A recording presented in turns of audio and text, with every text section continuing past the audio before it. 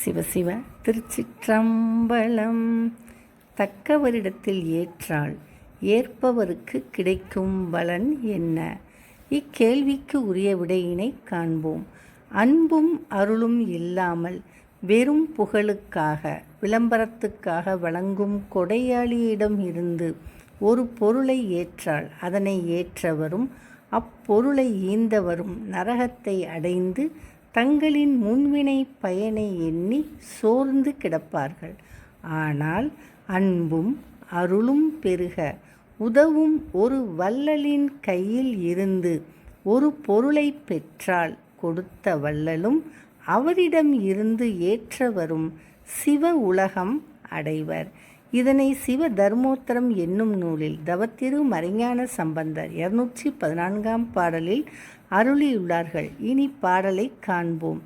இரக்கம் ஆதரவு கூற ஈயவன் கையில் ஏற்றான் இருப்பனே ஈந்தானோடும் ஈசனது உலகம் எய்தி இரக்கம் ஆதரவு இலான் கை ஏற்றவன் ஈந்தானோடும் இருப்பனே நிறையம் தன்னுள் எண்ணி முன் வினையை ஏய்த்தே என்பதாகும்.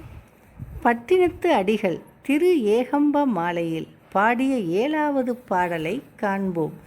பிறக்கும் பொழுது கொடு வந்ததில்லை, பிறந்த மண்மேல் இறக்கும் பொழுது கொடு போவதில்லை, இடைநடுவில் குறிக்கும் இச்செல்வம் சிவன் தந்தது என்று கொடுக்க அறியாது இறக்கும் குலாமர் என்பதாகும். உலகில் பிறக்கும் பொழுது செல்வத்தை தம்மோடு கொண்டு வந்தவர் யாரும் இலர். பிறந்து பெரிதும் முயன்று தாம் ஈட்டிய செல்வத்தை தாம் இறக்கும்போது தம்முடன் கொண்டு செல்பவரும் இலர்.